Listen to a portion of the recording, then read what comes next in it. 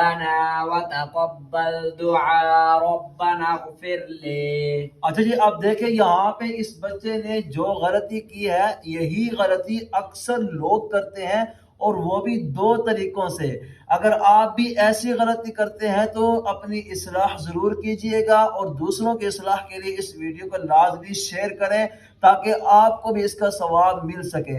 اب چلتے ہیں ٹاپک کی طرف۔ اب دیکھیں یہاں پہ اس بچے نے جو غلطی کی ہے، ربنا وتقبل دعاء ربنا اغفر لی۔ اب دیکھیں یہاں پہ لفظ دعا اس کے آگے حمزہ ہے، تو اس بچے نے پورا حمزہ جو ہے اس کو ختم کر دیا، چھوڑ دیا، یعنی کہ ایک حرف کی کمی کر دی، ٹھیک ہے۔ حالانکہ یہاں پہ دعا کے بعد حمزہ ہے، تو ہم نے یہاں پڑھنا تھا دعائی ربنا اغفر لی، دعائی دعائی۔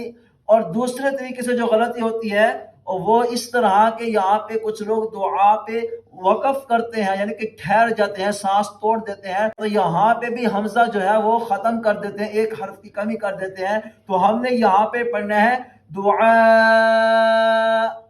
یعنی کہ جھٹکا دینا ہے، کیونکہ حمزہ کو یہاں پہ ہم نے وقف کی وجہ سے ساکن کرنا ہے، تو ساکن حمزہ کو جھٹکا دے کر پڑھا جاتا ہے دعا۔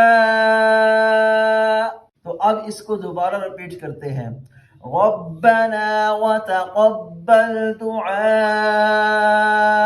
ربنا اغفر لی۔ امید ہے کہ یہ بات آپ کو سمجھ آ گئی ہے کہ اللہ پاک عمل کی توفیق عطا فرمائے۔ جزاک اللہ۔